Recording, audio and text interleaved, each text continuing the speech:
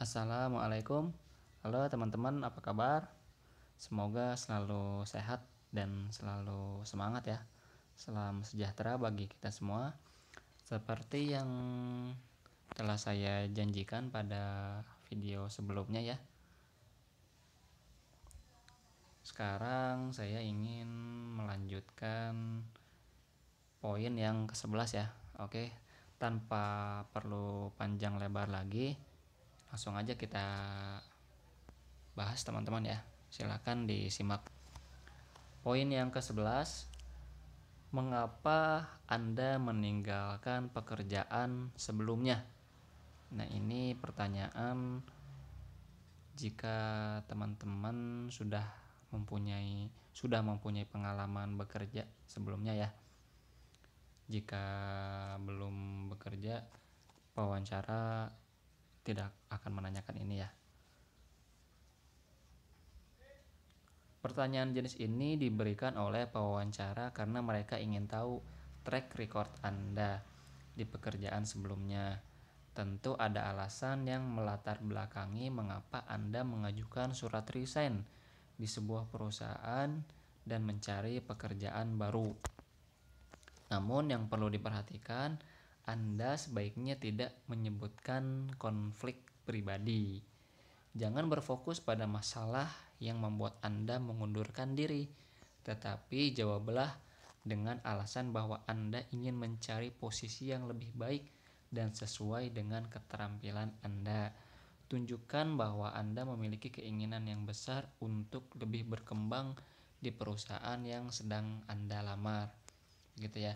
Jadi kalau ada pertanyaan seperti ini, teman-teman jangan pernah menjawab dengan jawaban yang negatif gitu ya. Contohnya seperti tadi, karena saya mempunyai konflik dengan rekan kerja saya. Jangan. Karena saya mempunyai konflik dengan atasan saya. Jangan. Karena saya mempunyai konflik dengan lingkungan saya. Jangan pernah menjawab hal-hal yang negatif. Jawablah hal-hal yang memotivasi diri Anda untuk ingin berkembang dan lebih maju lagi begitu ya untuk kedepannya. Jawablah seperti itu teman-teman ya. Oke, poin yang ke-12, jika boleh memilih perusahaan manapun, di mana Anda ingin bekerja? Pertanyaan ini menjebak karena pewawancara ingin mengetahui lebih jauh tentang perusahaan idaman Anda. Nah, jika Anda menyebutkan perusahaan lain, hal ini akan mengundang keraguan untuk merekrut Anda. Namun Anda tetap harus jujur bahwa perusahaan yang Anda lamar bukanlah satu-satunya perusahaan kemana surat lamaran dan CV Anda dikirim. Jadi ini jika pewawancara menanyakan jika boleh memilih perusahaan manapun di mana Anda ingin bekerja, teman-teman misalnya melamar di 3 perusahaan ya. Perusahaan A, perusahaan B, perusahaan C. Teman-teman pasti awalnya tahu nih, teman-teman yang paling berharap, yang paling teman-teman idam-idamkan ada di perusahaan A. Tetapi ada panggilannya dari perusahaan B begitu ya. Nah, teman-teman nggak boleh nih jawab kepada pewawancara, saya ingin bekerja di perusahaan A. Nah, itu teman-teman nggak boleh begitu ya, karena pewawancara akan merasa nggak respon ke teman-teman ya, karena teman-teman sedang diwawancara di perusahaan B tapi teman-teman menyebutkannya perusahaan A. Itu jangan pernah disebutkan ya. Jawab saja teman-teman, saya sudah melamar di beberapa perusahaan, tetapi teman-teman akan memikirkan lagi perusahaan mana yang terbaik, yang teman-teman anggap baik begitu ya. Jadi jangan menyebutkan perusahaan A, B atau C, jangan pernah disebutkan ya teman-teman ya.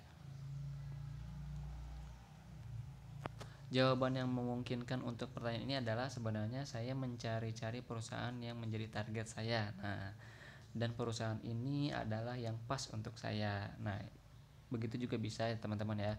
Saya melihat banyak hal yang telah dikembangkan di perusahaan ini dan saya berharap bisa menjadi bagian dari proyek-proyek yang dikembangkan di perusahaan ini dan berkontribusi dengan keterampilan yang saya miliki saat ini. Nah, jadi itu sebenarnya ada jawaban-jawaban sedikit menyentuh pujian perusahaan tersebut ya. Tadi yang mana tadi ya? Sebenarnya saya mencari-cari perusahaan yang menjadi target saya dan perusahaan ini. Nah, dan perusahaan ini adalah yang pas untuk saya. Saya melihat banyak hal yang telah dikembangkan di perusahaan ini. Nah, dan saya berharap bisa menjadi bagian dari proyek-proyek yang dikembangkan di perusahaan ini dan berkontribusi dengan keterampilan yang saya miliki. Nah, jadi itu jawabannya menyentuh ya, menyentuh pujian, maksudnya pujian kepada perusahaan tersebut, perusahaan yang teman-teman sedang diwawancara, dan digabungkan dengan keterampilan-keterampilan teman-teman gitu ya. Jadi digabungkan karena teman-teman menilai perusahaan tersebut bagus, teman-teman ingin berkontribusi dengan keterampilan yang teman-teman miliki. Nah, begitu mudah ya teman-teman ya. Jawablah seperti itu ya. Poin ke-13, apa pendapat Anda tentang bos Anda sebelumnya? Dengan pertanyaan ini, calon bos Anda ingin mengetahui apakah Anda termasuk karyawan yang suka membicarakan keburukan orang lain, terutama mantan bos Anda. Jangan sampai Anda terjebak, apalagi menceritakan masalah pribadi. Wah, itu fatal ya teman-teman, gak boleh. Pikirkan hal-hal yang positif tentang mantan bos Anda dan kemukakan dengan baik. Nah, ini lagi-lagi di poin-poin di video bagian 1 ya, di part 1 itu poin-poin awal sampai pertengahan kalau nggak salah. Lagi-lagi selalu intinya positif, positif, positif. Jangan menjawab hal yang negatif, jangan menjawab hal yang membandingkan, begitu ya teman-teman ya. Deskripsikan lebih banyak hal yang Anda sukai daripada yang tidak Anda sukai tentang bos sebelumnya. Nah, Kompas menyebutkan bahwa menceritakan kejelekan mantan bos Anda adalah salah satu kesalahan dalam job interview yang menunjukkan bahwa Anda tidak respect terhadap atasan. Nah, karena pewawancara yang teman-teman sedang diwawancara begitu ya, akan menilai nih sikap, sifat, dan karakter teman-teman. Jika teman-teman menjelekkan ya atau menjawab sifat buruk mantan bos teman-teman sebelumnya, pasti atau mungkin calon baru calon bos yang teman-teman Anda lamar ya akan berpikiran kalau misalnya teman-teman menjelekkan mantan bos teman-teman, bagaimana jika teman-teman sudah tidak bekerja di perusahaan ini? Bisa jadi teman-teman menjelekkan juga mantan bos teman-teman, begitu ya. Jadi pasti bisa inilah ya, bisa berpikiran nggak respect begitu ya calon bos teman-teman begitu ya. Dan jika teman-teman selalu negatif, bagaimana teman-teman bisa bekerja begitu ya, nanti bisa nggak baik lah begitu teman-teman ya. Pokoknya jangan suka menceritakan tentang yang negatif ya, selalu jawab dengan jawaban-jawaban yang positif. Poin ke-14, mengapa Anda tidak mendapatkan pekerjaan yang lebih baik di usia Anda saat ini? Pertanyaan ini tentu menjadi pemicu emosi apabila Anda tidak menelaahnya dengan kepala dingin. Nah, dengan pertanyaan ini pewawancara berharap akan mendapatkan jawaban jujur dan tidak defensif. Mereka ingin tahu pekerjaan apa yang Anda ingin dan yang Anda inginkan, dan apakah perusahaan mereka akan menjadi batu loncatan atau Anda memang benar-benar ingin bekerja di sana. Beritahukan pewawancara bahwa inilah alasan Anda mencari lowongan pekerjaan di perusahaan tersebut. Posisi yang sedang Anda lamar saat ini adalah pekerjaan yang pas dan sesuai dengan keterampilan Anda dan usia Anda saat ini. Di perusahaan tersebut nantinya Anda akan berkarir dan melakukan perencanaan karir ya. Jadi ini kalau ditelaah ya pertanyaannya, mengapa Anda tidak mendapatkan pekerjaan yang lebih baik di usia dini? Ini pertanyaan jebakan ya. Jadi sebenarnya ini sedikit pertanyaan meremehkan ya, meremehkan teman-teman. Tapi ini jebakan aja, bukan pertanyaan yang sesungguhnya. Nah ini teman-teman nggak boleh emosi ya, nggak boleh emosi. Teman-teman harus tetap dingin ya, tetap bijaksana dalam menjawab gitu ya. Tetap berikan nilai-nilai yang positif agar walaupun ini pertanyaannya menjebak gitu ya, pertanyaannya sedikit meremehkan, tapi teman-teman membalas dengan jawaban yang positif dan bijaksana, itu pewawancara akan mengapresiasi nilai-nilai positif yang terdapat pada teman-teman ya. Selanjutnya poin 15, apakah Anda pernah berpikir untuk menjadi seorang entrepreneur? Pengusaha ya, entrepreneur itu. Karyawan seringkali tergoda untuk menjadi seorang entrepreneur dengan membuka bisnis sampingan. Hal ini terkadang menjadi ancaman bagi perusahaan karena karyawan tidak akan fokus dengan pekerjaannya. Di sisi lain, ada juga perusahaan yang mengasah keterampilan entrepreneurship karyawan agar dapat menjalankan lini bisnis di perusahaan tersebut. Jika Anda memang memiliki keinginan dan pernah membuka usaha, katakanlah terus terang, namun jangan menggebu-gebu ya. Jadi seadanya aja begitu ya, sederhana aja begitu ya. Bisa jadi perusahaan yang Anda lamar tidak mencari karyawan yang memiliki keterampilan berbisnis. Nah ini memang ini ya harus sangat hati-hati ya. Jadi ada perusahaan yang emang ingin karyawannya bisa keterampilan berbisnis gitu ya, ada juga yang tidak gitu.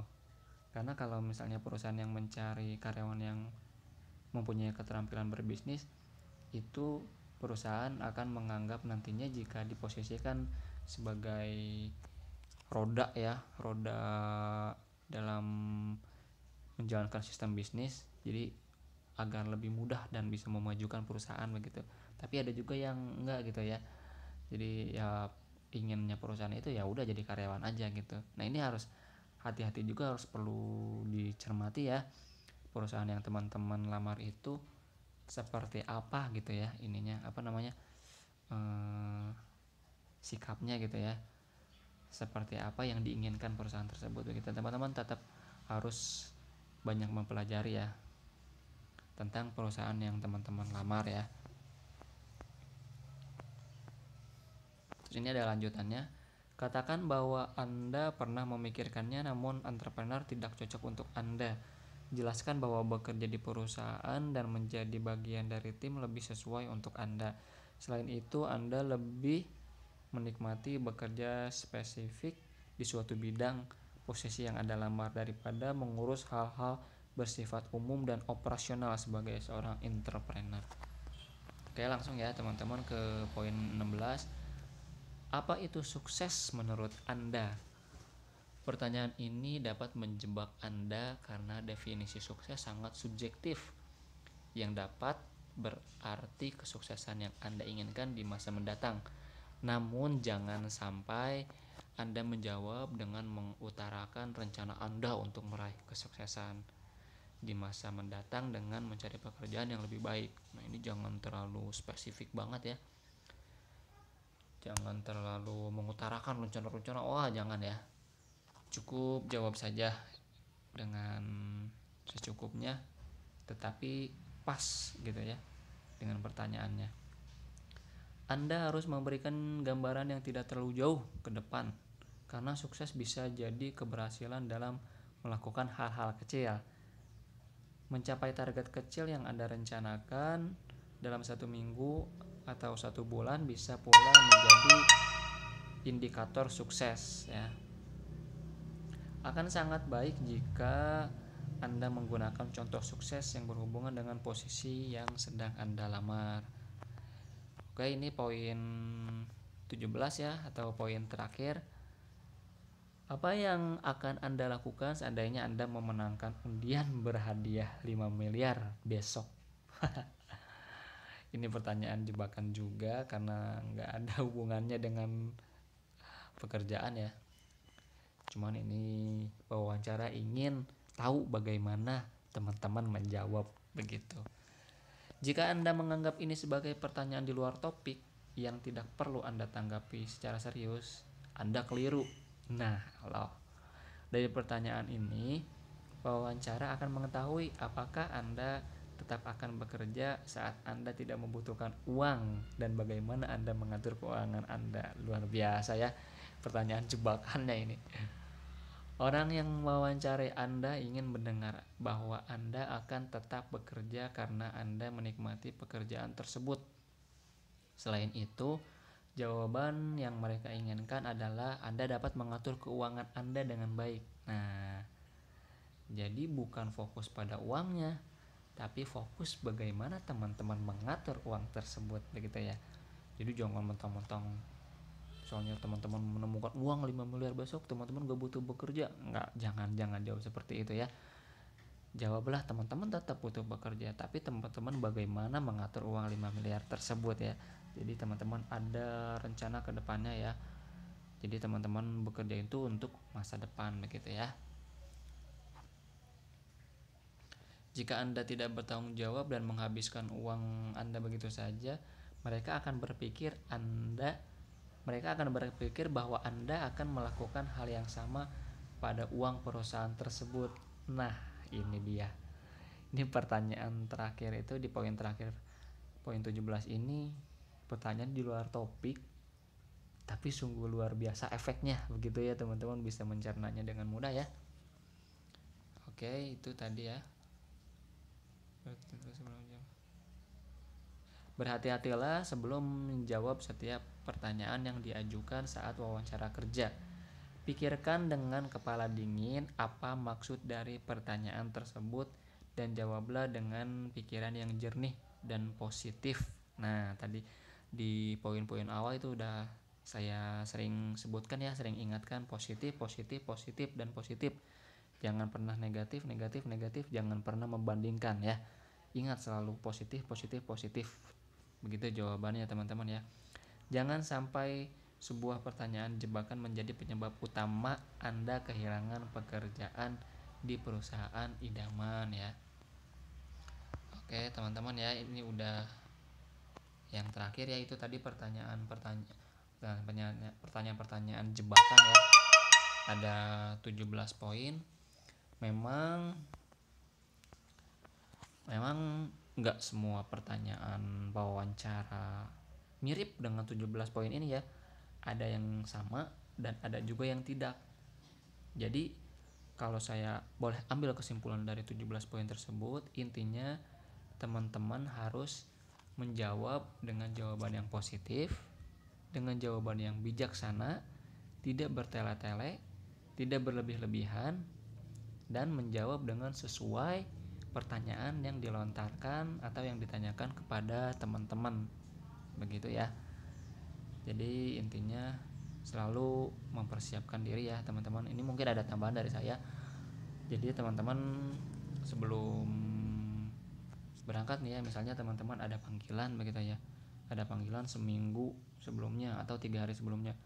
Setelah ada panggilan itu, teman-teman harus mempersiapkan diri nih. Teman-teman harus mencari tahu ya, mencari tahu tentang perusahaan tersebut, entah itu visi misinya, sejarahnya, kapan berdirinya, latar belakangnya, bergerak di bidang apa, itu teman-teman harus ya, harus mempelajari. Dan teman-teman harus mempelajari posisi yang teman-teman lamar. Misalnya teman-teman melamar sebagai akuntan, ya teman-teman harus mempelajari tentang akuntan ya, apa tugas-tugasnya, apa yang tidak boleh dilakukan oleh seorang akuntan begitu ya. Begitu juga posisinya sebagai desain grafis atau sebagai HRD atau sebagai supervisor.